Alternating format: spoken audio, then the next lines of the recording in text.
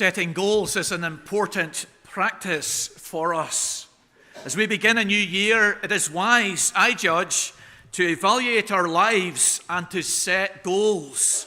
A common grid used by those who reflect at this time of year consists of 5 or 6 areas in which we may set goals for the coming year.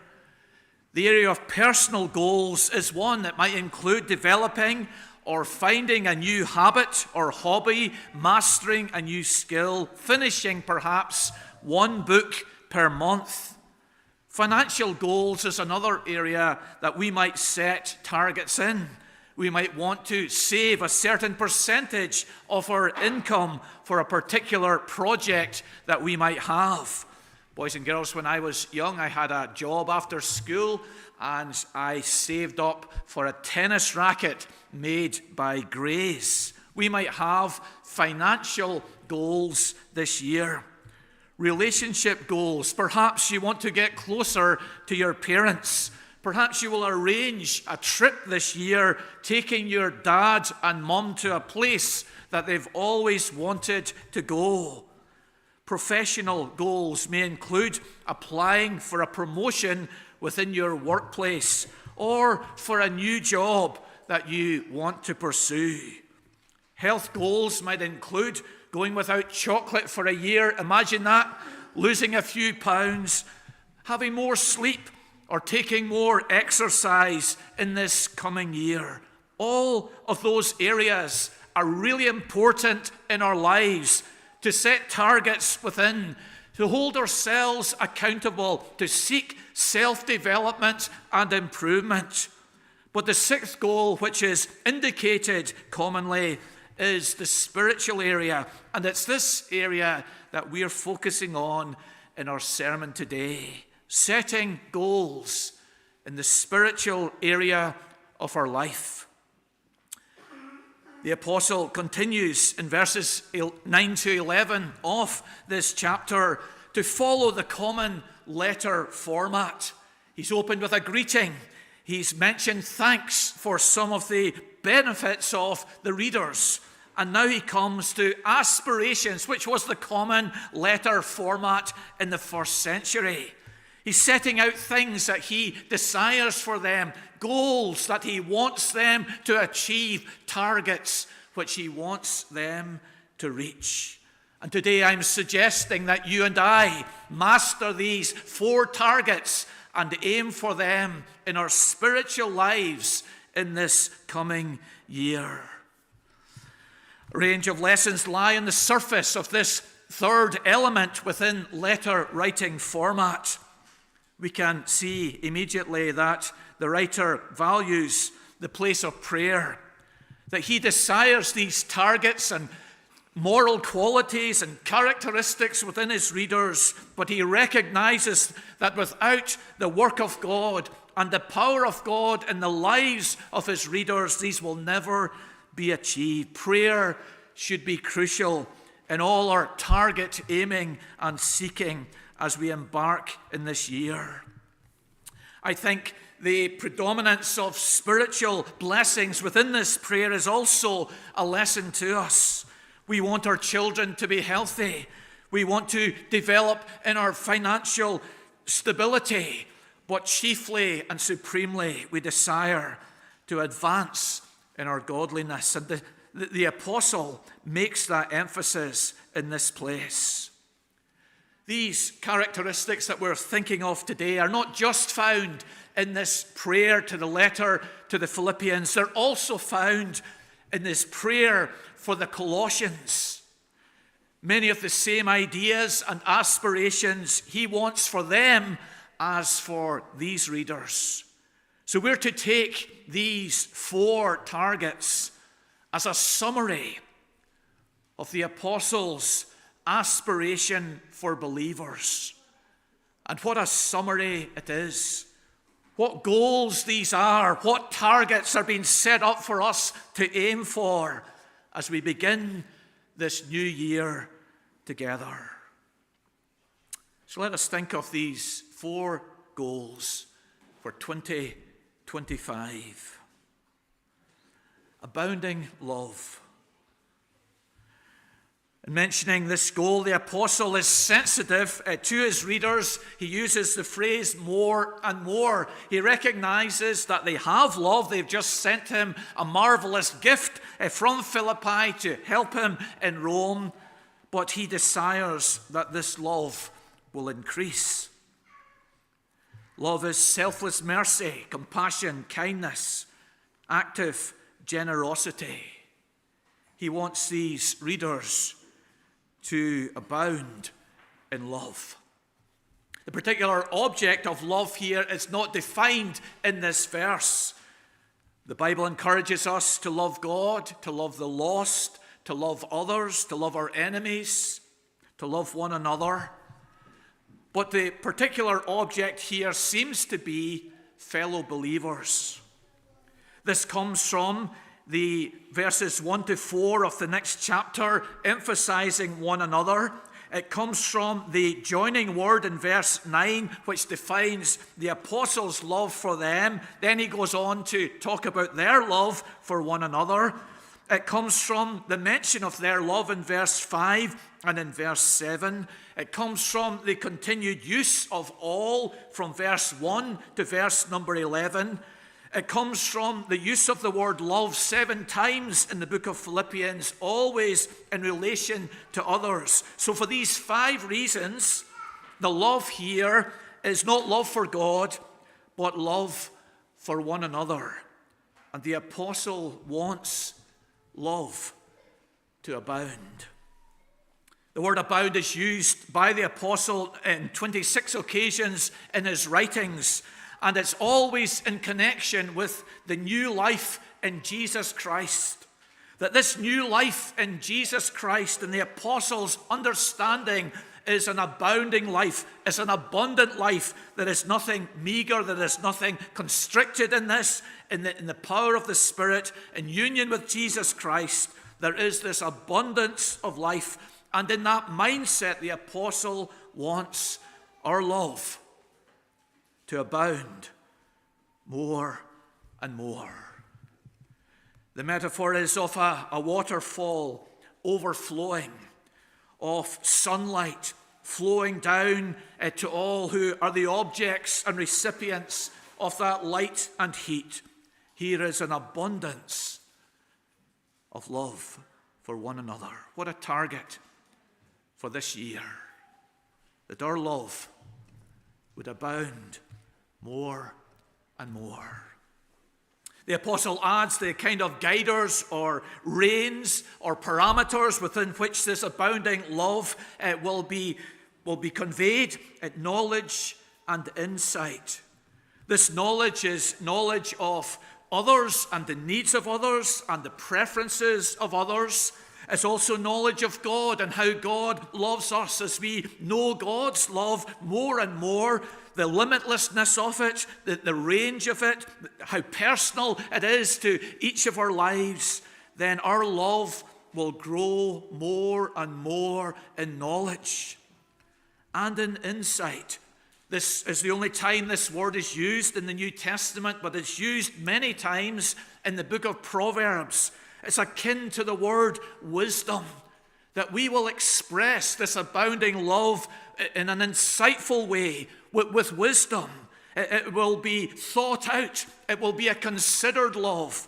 It will be a love which analyzes the individual and wonders, how can I most effectively love that individual of that age, of that personality, of that mindset, of that particular need and condition.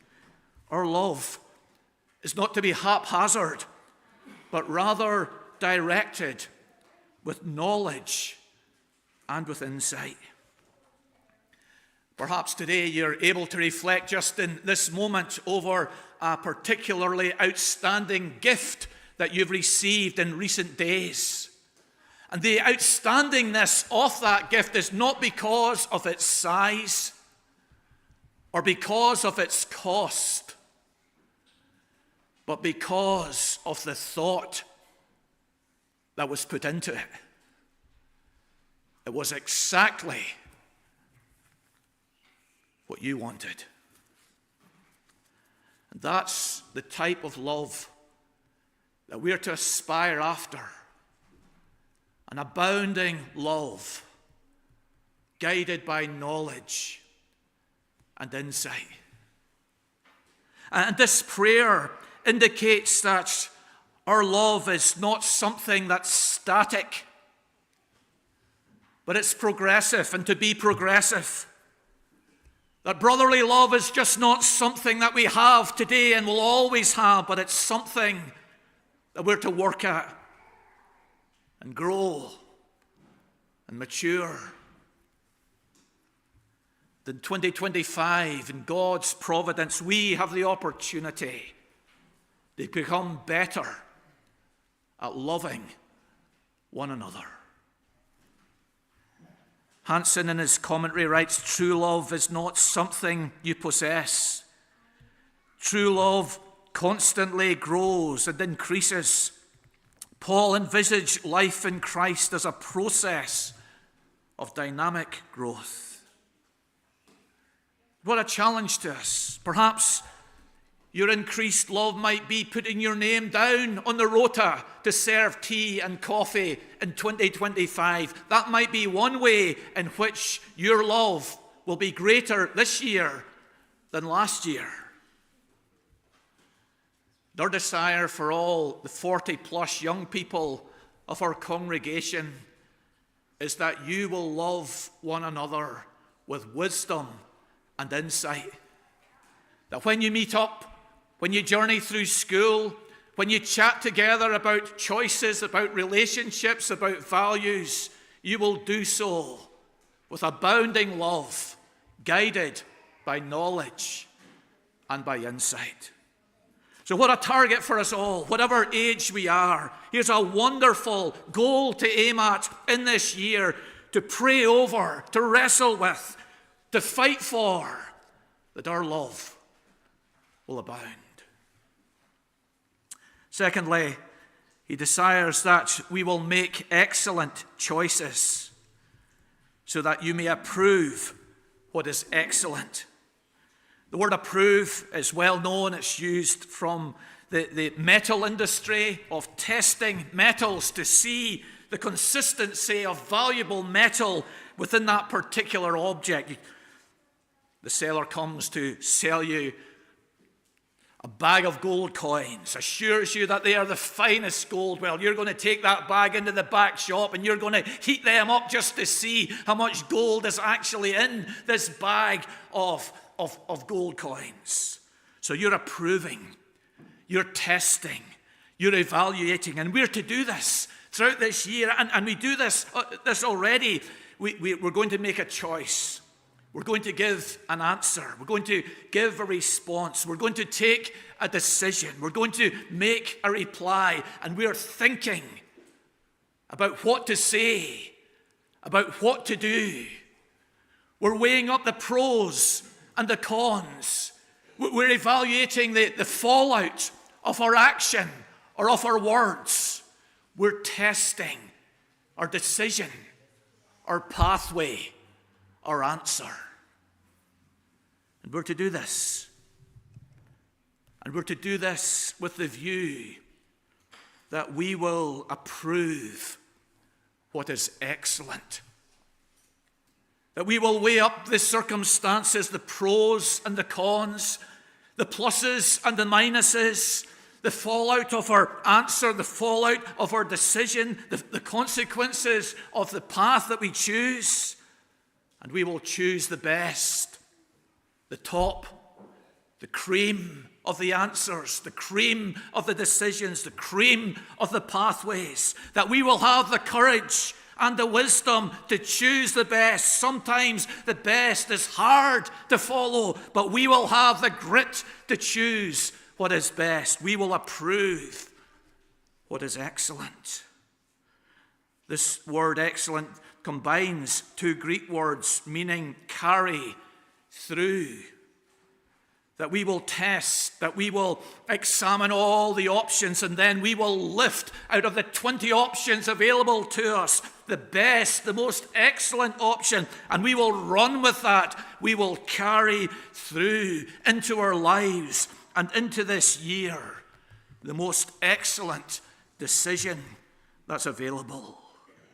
What a goal this is, that we will approve what is excellent. The madness of not following this approach is indicated by the Lord Jesus when he gave the parable of the great feast, and one of the responses, you remember, was from the man who said, I have bought 5 yoke of oxen and I'm going to try them. He had got this absolutely the wrong way around. He should have tried them before he bought them or committed to them. And this is the principle here, that we test, that we examine, that we evaluate, that we weigh up. And then by God's help and wisdom and by prayer, we will run with the most excellent option. And we find this in Jesus' life, in the replies and words that he said, don't we? How often he surprises us and surprised those who heard him. But as we reflect on his surprising utterances, we conclude that he always chose the most excellent words to say. Nicodemus comes to him by night, interested in Jesus, complimenting Jesus. We know you're a teacher, come from God. No one can do these miracles that you do. Jesus says, you must be born again. He chose the most excellent words to say. Sits down on the well with the lady from Samaria, Jesus a Jew, her a Samaritan, and says to her, give me to drink. How are you, a Jew, asking me, who am a Samaritan? He chose the most excellent words to say. And what a challenge for our parents. In this year, we will be asked many times about many things, about Sabbath keeping, about relationships, about doctrines, about ethics. And there's a whole range of options that we could reply to our children. We could give the shallow answer. We could give the superficial answer. We could give the general answer. But our goal is to give the most excellent answer to our children. And elders will make choices this year. And deacons will make choices this year. And we all will make choices this year, and children will make choices this year. And what a target this is, out of all the options that we could pursue, that we will choose the most excellent way. Some will choose in relation to their houses. Will they sell? Will they buy? Will they rent? Will they extend? Will they redecorate? Some of you will choose in relation to your school, to go to this school or to that school. Some will choose in relation to health treatment. Will I take that treatment or will I take the other treatment? Some will choose in relation to your work. Will I go for that promotion? Will I move to that other job? What a target for us in all the choices of action and of answers that will face us daily. That we will approve what is excellent. And thirdly, the blameless life. The apostle prays that they will live in pure and blamelessness for the day of Christ. Both words are rare in the New Testament, the word pure and the word blameless. The word pure means more than moral purity, although that is what we are to aim for in this year, of course. But the word purity, it's got this idea of transparency, of someone who is absolutely open. There's no back doors with this person. You're not talking to them wondering, can I say this to them? How far will this go? Will others hear about this confidential conversation that I am having with them? This person is pure, open, honest, transparent. And we all know the value of someone like that. And we're to aim to be someone like that. And blameless, it's the word which means, as we've mentioned in the psalm, to stumble. And the idea is that we are not causing other people to stumble. by our words, by our actions, by our ways. We're not leading other people into sin. What a target this is for us. To be pure, to be blameless in this year. The apostle brings the pressure down just at this moment on us, doesn't he? By adding, for the day of Christ. Reminding us, as he does regularly throughout his writings, that believers will stand before the judge at the end of time. We will give an account for our lives. Romans 14:10, we will all stand before the judgment seat of God. Each of us will give an account of himself to God. 2 Corinthians 5:10, we must all appear before the judgment seat of Christ, so that each may receive what is due for what he has done in the body. So to have this target will remind us and prepare us for that day of review and evaluation that we'll be thinking of on Wednesday evening in our Bible study. Pure, blameless. Some Labour MPs in Parliament want the morning Christian prayers to be cancelled from the daily schedule within the House of Commons. They think our nation has moved beyond that and that there is no more need for prayer by leaders of our nation before they begin the daily business.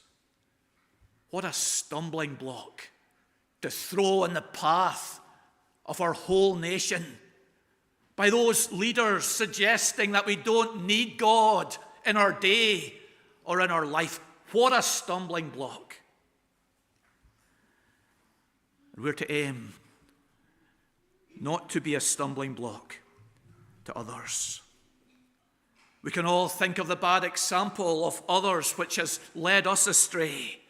Perhaps it was their size, perhaps it was their influence, perhaps it was their age. We followed their bad example to ways that were wrong. We can all think of the good example of others which has encouraged us in good ways, and we thank God for that, and that's what we want to be. And the hardest place for us, not to be a stumbling block to others by our words and by our life, is in our home. And before I rebuke any of my 4 children for a misdemeanor, I begun to pause and ask myself, did she do that? Because I do that. What a target for us. The blameless life. And lastly, the righteous fruit. You'll be filled with the fruit of righteousness that comes through Jesus Christ. Now, the discussion among commentators, and maybe it's in your mind as well, just at this moment as you fasten your eyes on verse number 11, is the fruit of righteousness describing the source of the fruit or the content of the fruit? So is it fruit from our justification that's been mentioned here, or is it fruit which consists of righteous living?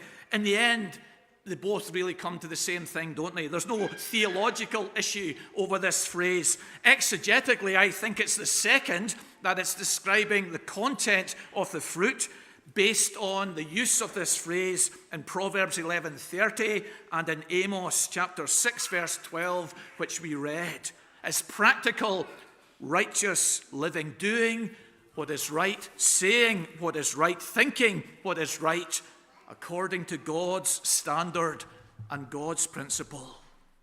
It includes the fruit of the Spirit of love, joy, peace, kindness, patience, goodness, faithfulness, gentleness, self-control. It includes the fruit of light, Ephesians 5:9, and all that is good and right and true. The vision, the picture is that our lives and our congregation will be a basket of good fruit, will be an orchard of trees bearing the fruits of righteousness. Dietitians are promoting better diets for children in this year in 2025, and one of the elements of those good diets which they are advocating is fruit. They're promoting that we surround our children with fruit, that we use creative and inventive ways to encourage them to eat more fruit. They need that for their physical well-being. And what our children in this congregation and town need for their spiritual well-being is the fruit of righteousness in our life. How they will grow, how they will be attracted to God, how they will love Jesus more if adults among us here more and more live and speak in a right way. So what a target for us. The fruits of righteousness, which are by Jesus Christ. They will be produced by the risen Jesus' power and direction and spirit in our life. And while it's down to Jesus to effect them in our life, the apostle is praying for them, that the Lord in his mercy will send his power and produce such fruit in them. And so today we've thought together of good goals for 2025. What goals these are: abounding love, excellent choices, blameless life, righteous fruit. Maybe over the past week you've been trying to finish a jigsaw, 3,000 piece, 5,000 piece, and to your consternation you've discovered that every piece is connected to the other pieces. And to get one piece out of place is going to absolutely destroy the end goal that you have in mind. And this is one of the really encouraging things about this prayer. It seems perhaps to be heavy, to be weighty, to be overburdening for us, and yet each of these four goals are connected. You see it in the verses. It's my prayer that your love may abound, so that you may approve what is excellent and be pure and blameless, filled with the fruit of righteousness by Jesus Christ. And so for 2025, we maybe have personal goals, perhaps financial goals, perhaps health goals, perhaps professional goals, perhaps some relationship goals. But here's a spiritual goal that we can adopt. And as we aim for these targets and move towards them, as we increase in our love and in our excellent choices, in our blamelessness and in our righteousness, we will be becoming more and more like Jesus, who is righteous, blameless, excellent, and full of love.